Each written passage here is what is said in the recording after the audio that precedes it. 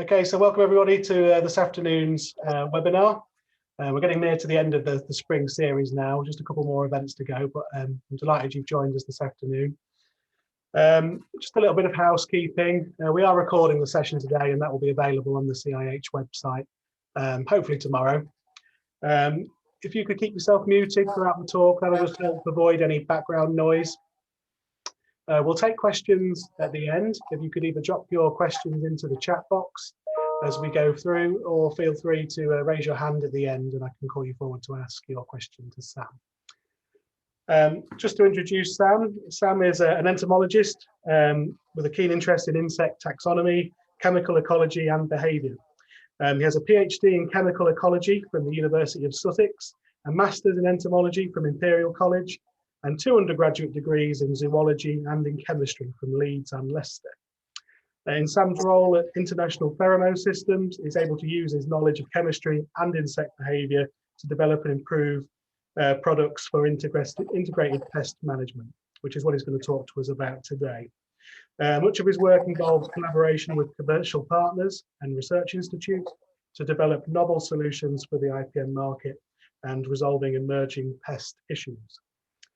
Sam's passionate about wildlife and conservation, and in his spare time he works with an insect surveying team on several protected sites and reserves. So, okay, without any further ado, I'm going to hand over to Sam and he can talk us through practicing IPM in gardens and horticulture. Thank you, Jason. So good afternoon, everybody. So I'm going to give you a short webinar, as Jason mentioned, about practicing IPM in gardens and horticulture and the important role that semiochemicals play. And I hope that you all find at least some interest in this.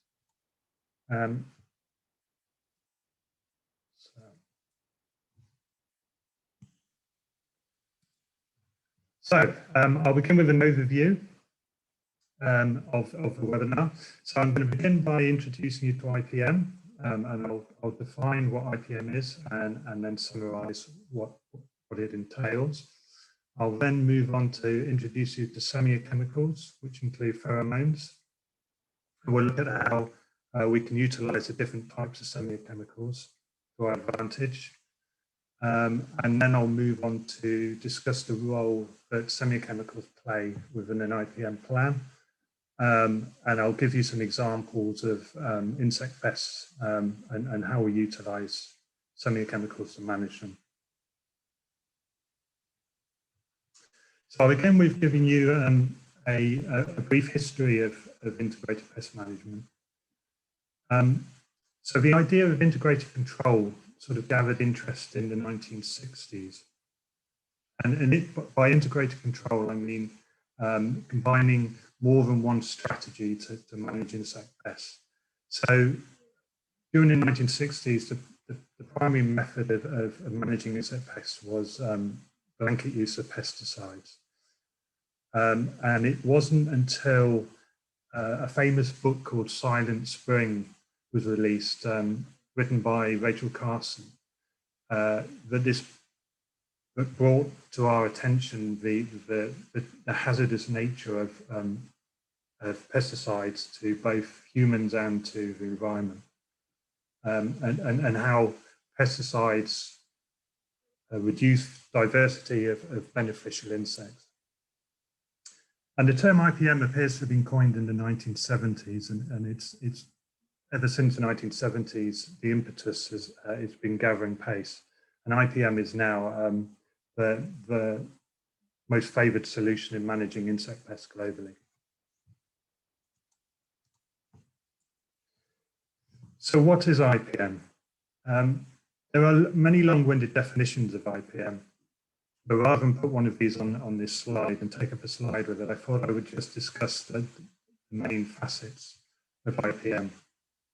So IPM is a multidisciplinary and holistic approach to managing pests. And in essence, this is achieved by utilizing a range of strategies. And we combine these strategies to maintain pest populations below an economically harmful level.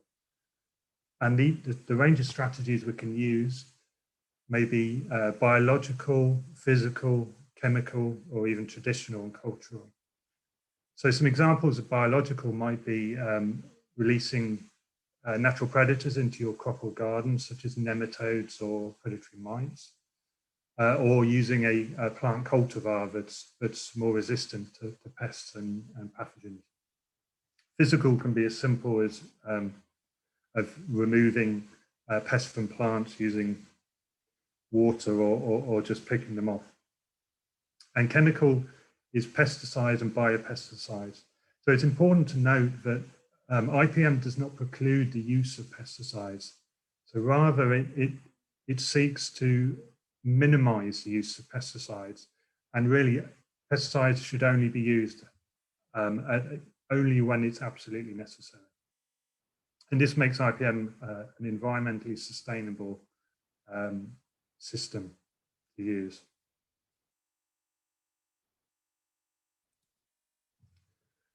So I'll move on to semiochemicals.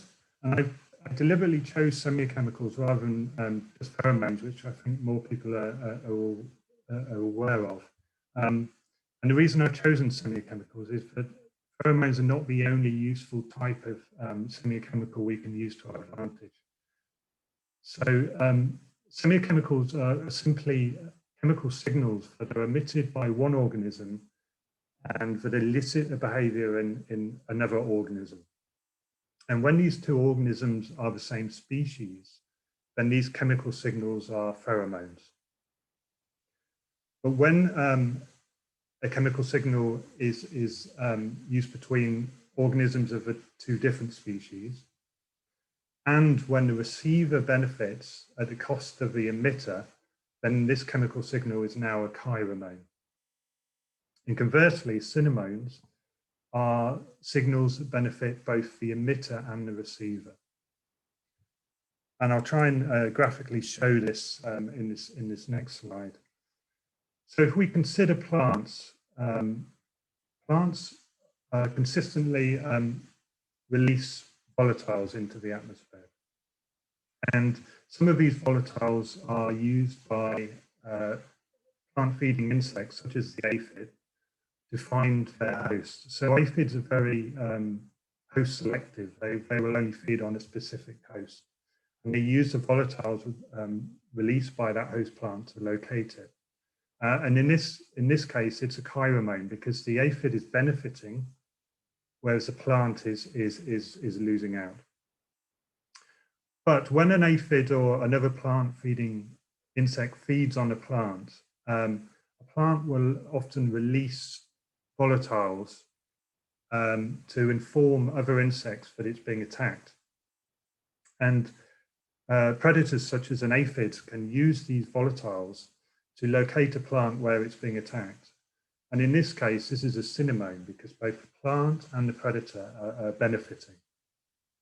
And finally, if you consider then that the ladybird releases a volatile that attracts other ladybirds to the same location, then this would be a pheromone because it's between the same species, two individuals of the same species.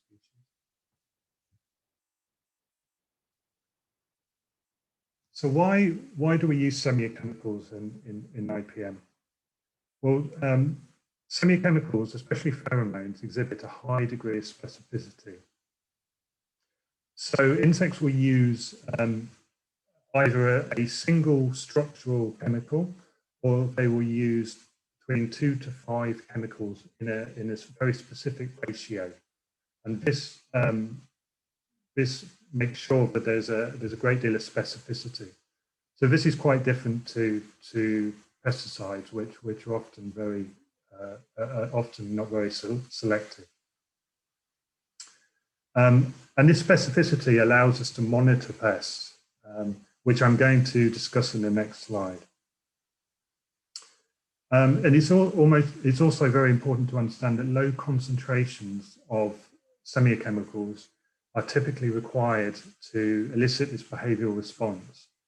So if you consider a pheromone lure that we produce for a moth, for various moth species, typically this will just use 1 milligram, so that's 1,000th of a gram.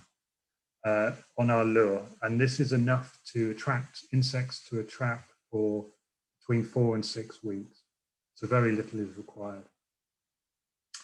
And the majority of semiochemicals used are non-toxic. Some plant-derived pheromones and cinnamones are toxic in their pure form.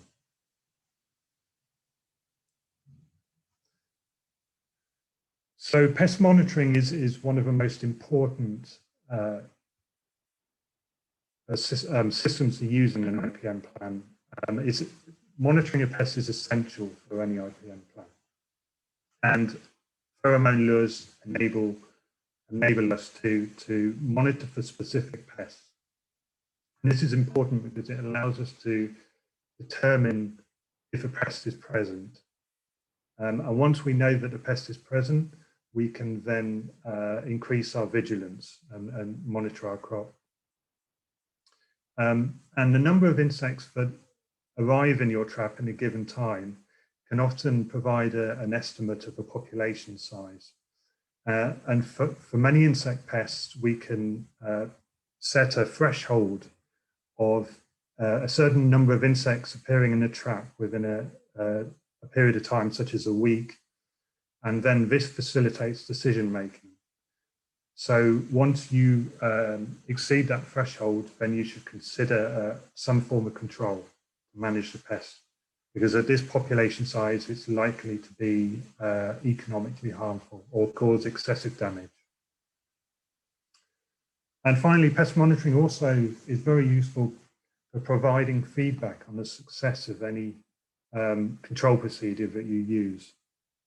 As obviously you would expect to see fewer insects in your trap if the control strategy you've used has been successful. And monitoring is not an excuse for neglecting vigilance. You should always, if a pest is present, check your crop. So I'll just go now, move on now to some specific examples of insect pests and how we use IPM to manage them. A very serious economic pest of tomato is the tomato leaf miner, Tutor absoluta. And this moth has sort of gained interest in the last 10 to 15 years. It's native to South America, and in the last 15 years, it's spread to almost every continent now, and is, as I've mentioned, a very serious economic pest of tomato. Now, typically for monitoring, we recommend using a water trap, like the one shown in the image below. It's simply a plastic basin holding water and a pheromone lure in the middle. And we always recommend that you use a color that is not visually attractive to beneficials like pollinators. So we use black or sometimes white. Now, in Europe and UK and Europe, Tutor absoluta is becoming resistant to most of the biopesticides and pesticides that are recommended for use in IPM. And this means we've had to look at alternatives. And one system that offers a solution is mating disruption. So mating disruption uses pheromones, and it basically involves placing a large density, high density of dispensers in a given area. And these dispensers will release a high concentration of pheromone. And what happens is you're saturating the air with pheromone. And this specific pheromone is a sex pheromone of the moth, usually produced by the female to attract the male. So when we saturate the air with this pheromone, males are not able to locate the females and become confused. Also, if a male does latch onto a plume, it'll usually end up locating a dispenser rather than a moth, which I suspect is quite disappointing. Another insect pest that's of great interest at the moment is the box tree moth, Pseudolima prospectalis. This is another one that's gained interest in the last sort of 5–10 years. Larvae were first seen in the UK in 2012. It's now our greatest selling lure. We sell the largest volumes of this particular lure. So for monitoring, uni-traps or funnel traps like the one shown in the image should be used. And these traps should be positioned about 20 meters apart. And then once adults appear in the trap, then extra vigilance is necessary. Now, the lure that's used for pseudolema, like most moth lures, are sex pheromones, so they only attract the male moth. And this means that monitoring is not infallible. So if we consider that you may have a garden, a small garden with some healthy box tree hedging and one or two traps for monitoring.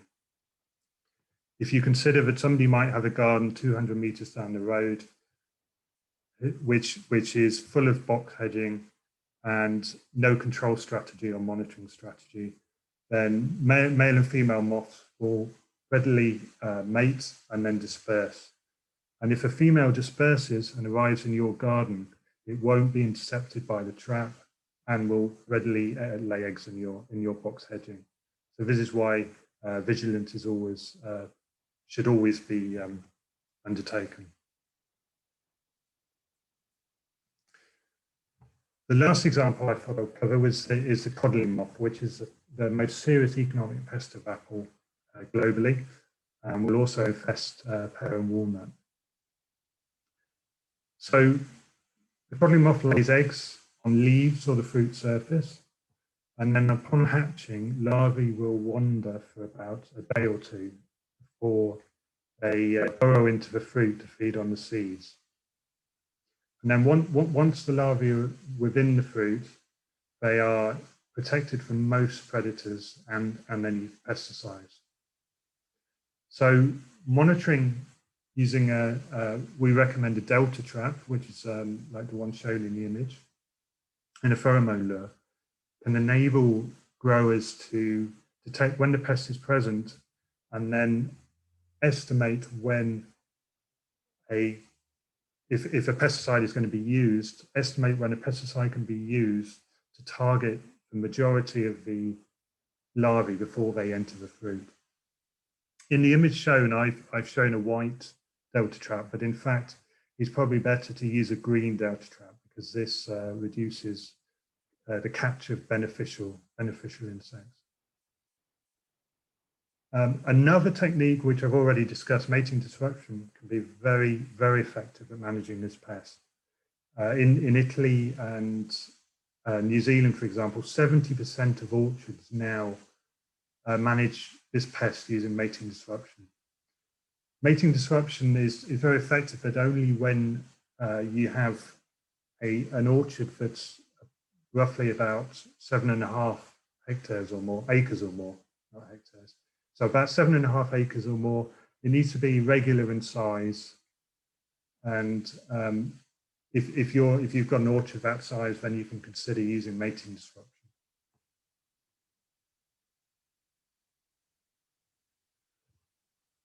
So I thought I'd just discuss implementing IPM in gardens and horticulture and what you should consider. So, as I've already mentioned, monitoring is essential. So where possible, you use an appropriate trap and lure. You need to use recommended trap, you need to position the trap correctly, and you need a high quality lure. You need the high quality lure because if the pheromone is of poor quality or the ratio of components is not quite correct, then you're going to find that you're not attracting the pest. You'll want to utilize a range of strategies. So they might be biological, physical, releasing predators into your crops, into your garden, removing insect pests, using resistant cultivars, for example. And then you would only use pesticides or biopesticides if absolutely necessary. In most cases, you can hopefully avoid this. And one way is to ensure that you have a healthy population of natural predators. And you can increase the populations of natural predators by providing food plants and habitats for them. Natural predators like pollinators need a nectar source. Nectar provides a very important food source for them. I mean, my image taken here shows a parasitic wasp and a hoverfly, both very useful natural predators on a flower in my garden. So if we can provide a range of habitats such as wood piles, leaf litter, grass tussocks, all of these provide habitats for overwintering predators. Spiders are fantastic natural predators and provide niches for them to reside, then it's all beneficial. Some hoverflies will develop in ponds.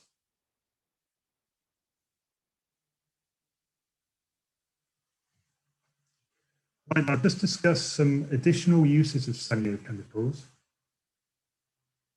So we've already touched upon mass trapping, mating disruption, but there's also mass trapping where we can use a greater density of traps in a given area.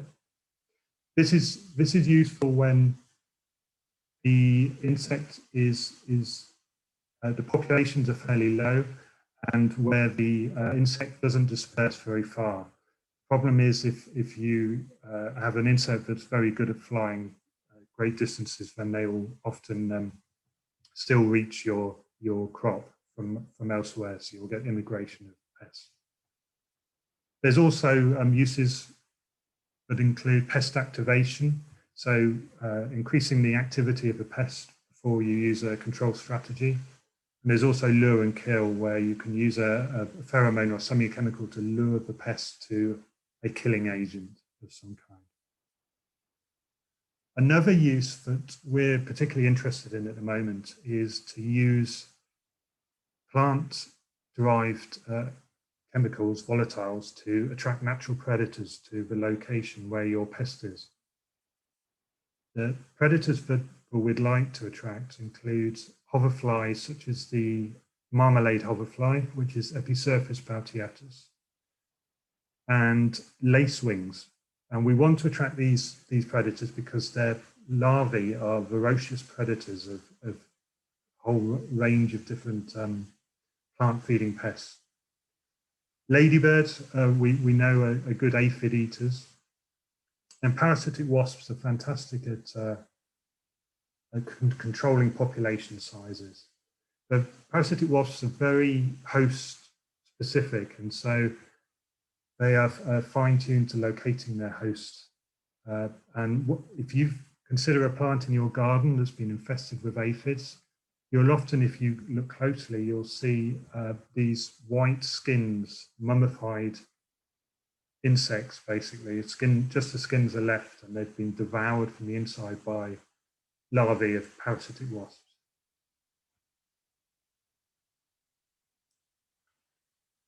So I created this slide just to demonstrate the useful nature of plant volatiles. So we have, when an insect moves around on a plant and feeds on a plant or lays eggs on a plant, they will leave trails, chemical trails. And parasitic wasps are fine-tuned to locate these chemical trails. They use these to hunt for their host, because as I mentioned before, they're very host-specific. They'll only tackle specific pest, insect or group of insects. There are also lots of volatiles that are produced by plants that we can use. So there's floral odors. Floral odors attract pollinators. They'll also attract useful predators, and we utilize them for other uses as well. We use a floral attractant to attract the garden chafer beetle to tracks, which is an important pest of lawns. As I've already mentioned, there's volatiles that are produced by plants when they're attacked by a pest. And some of these will attract natural predators. But some of these also are used as signals between plants of the same species. So when a plant is being attacked by an insect, it will release these plant signaling volatiles, and plants in the vicinity and nearby are able to ready themselves for attack. And they might do this by producing more chemical defenses, or they might, another way that they respond is by increasing the number of hairs that they have on their leaf surfaces, which make it difficult for insects to move around on the surface. So it deters them. I included a little video here just to show how effective using certain plants in a garden can be for attracting predators. So this is a plant I bought at a garden centre, actually because it was covered in some really interesting insects. And this plant is at the moment covered in marmalade hoverfly. There's always about 20 to 30 insects on the plant. And these are fantastic. As I mentioned before, the larvae of this hoverfly are fantastic predators of a whole range of different insect pests. What's interesting, though, is that the flowers that they're on are not, there's no visual attraction, there's no color. So what's attracting those hoverflies to that plant is solely volatiles. So I'll finish on just discussing the challenges we face in developing attractants for pests. And the cabbage white butterfly demonstrates this quite nicely. So every year we're asked if we can provide an attractant for the cabbage white butterfly. But the cabbage white, like most butterflies, don't use any useful pheromones that we could utilize. And when we look at pheromones from brassica plants, which they attack, unfortunately, the pheromones they do use are highly toxic in their pure form. So these are the chemicals that give brassicas that bitter taste for putting a lot of people off eating them. But the cabbage white butterfly has evolved to feed on brassicas, whereas these chemicals can deter a lot of other insects from feeding on them. There are also issues where if we want to utilize pheromone from certain environments, such as lawn, the problem is that these pheromones are ubiquitous in the environment. So if you imagine a lawn is producing vast quantities of volatiles, and if we were then to use a lure, it will be lost in the noise that's produced by a lawn. And this is a problem for developing something for pests such as the crane fly, the leather jacket pest. It's very important as well that you use an efficient trap and lure. Inefficient traps can cause more harm than good. So I've included a photo here, which I've taken from Amazon. It appears to be one of our traps, which is sold by a customer. And these are traps often sold for management of the chafer beetle, this lawn pest. But the problem with these traps is they're very inefficient. So what you end up doing is attracting the pest to your garden, but they don't end up in the traps. And there's a couple of issues I can immediately spot with this photo. The trap should always be low to the ground. That makes a difference. Also, the floral odors that we use for this pest will attract bees when used with a visual cue. And in this trap here, we've got yellow funnel, yellow veins. This will end up catching bees as well as chafer beetles. So we always recommend the customers use green veins, green funnel, green lid. So understanding what to use and how to use it is very important. And that's it. Thank you very much for listening. I hope that it's been of some interest to you all. And I'm ready for any questions you might have. Brilliant. Thank you very much, Sam. Did you want to stop sharing your screen? Maybe we can see if we can get a Q&A started. I think you've just illustrated quite nicely, you know, this is something we're only just starting to get to grips with, the whole use of the semiochemicals. And obviously, you've illustrated that you can end up doing perhaps more harm than good if you don't get it quite right. And there's there's a lot of factors to consider on implementation in whatever setting you're going to use them in. I just wondered if you could start by talking a little bit about the sort of regulatory landscape for semiochemicals. How does that compare to traditional pesticides and other products that might be used in the industry? Yeah, it's a good point. So monitoring, when you use a pheromone lure and a trap for monitoring, there is no regulation for this. So we can sell to our customers a monitoring lure and trap without having to register the product. But as soon as we consider using semiochemical products for control, then such as mass trapping or mating disruption, it falls under the same regulation as pesticides, which is frustrating for us because these are highly specific chemicals that are used in much lower concentrations and not applied directly to the plant. And usually they're used constrained within a trap. So at the moment, there's a lot of lobbying going on to see if we can reduce the regulatory steps for us to get our product to market. Because if we want to register a product for control, it's very difficult for a small company like ours because it's extremely expensive and it's extremely long-winded. So we're looking at 3 years upwards to 7 years to get a product from a design that we have to the market. So it's quite challenging. Yeah. On the other aspect that you mentioned about attracting natural predators into the garden, is that the same regulation? Is that unregulated? I imagine that causes quite a headache and some confusion in some of these places. Yeah, it's a grey area, but in theory, if it's an attractant, then it does fall under legislation. So you can use in your garden some strawberry jam mixed in some water to attract wasps. If you wanted to keep wasps away from your barbecue, for example. As soon as we produce something in a commercial sense that uses similar products, it falls under legislation, and we have to go through a regulatory process. It can be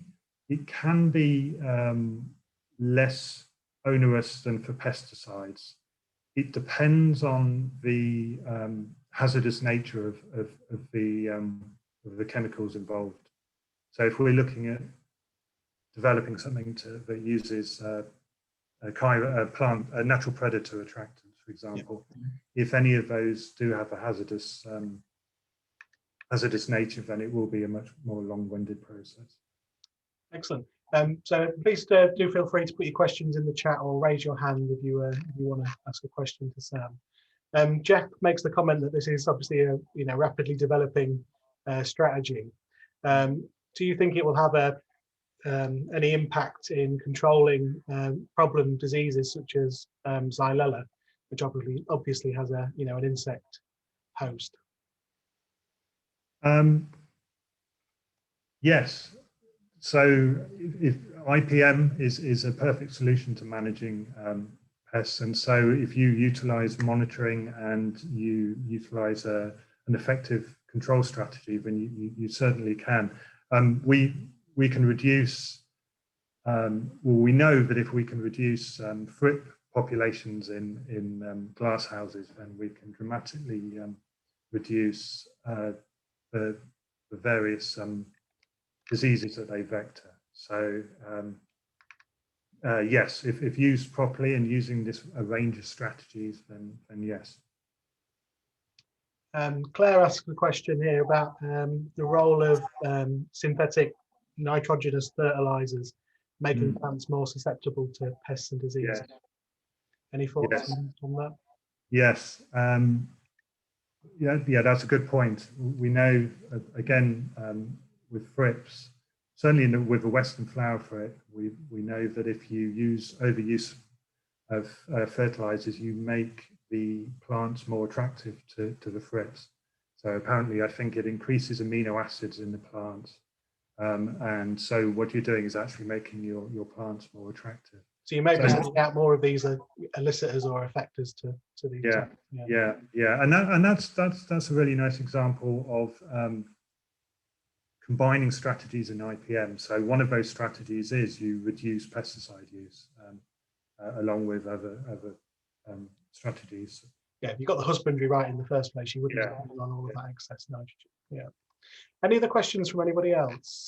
I'd like to put to Sam, who's just popped up down there. Karen. Karen's asking for sources of information on pests and traps and pheromones, rather than having to go through Amazon. Can you recommend anywhere, Sam, that might be of use to gardeners and horticulturists? Oh, that's a good question, isn't it? I mean, we're a manufacturer, and I've produced information sheets on all the pests that we produce lures for over 230 pests, I think. And we have all the information for identifying the pests, how to use, monitoring traps and lures. So certainly our website might be somewhere you can go. We're just developing that at the moment. There is the plant health portal can sometimes be useful. I can't, so it's called the plant health portal, PlantWise. I think the site's called plantwise.org. That can be quite useful, finding information. And cabby.org do some useful summaries of insect pests and how you can manage them. And so that's also quite useful. Amazon can be, yeah, I've seen lots of erroneous products sold on Amazon that claim to attract pests that we know there's no pheromone available for and things like that. So it can be a minefield. Yeah, I imagine. So what about frontiers in new pests that you're looking at? I mean, one that I have a problem with is scarab fly and fungus gnats. You know, is there what's the potential for pheromones for fly pests? Yeah, that's a good one. The problem is a lot of flies don't use pheromones, so we're then left to develop something using the chiromones and cinnamones that I discussed earlier. I have tried to develop something for sciarid flies using some volatiles that are produced by mushrooms, and we had limited success. So we want to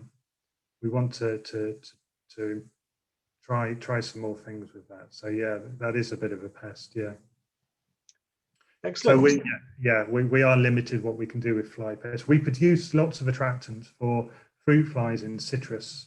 It's one of the largest insect pests globally. Is a pest that affects citrus, and we produce liquid attractants for them. Yeah, Claire mentions carrot root fly, in particular. That's yes, that's something I want to investigate further. We do get a lot of inquiries about the carrot root fly.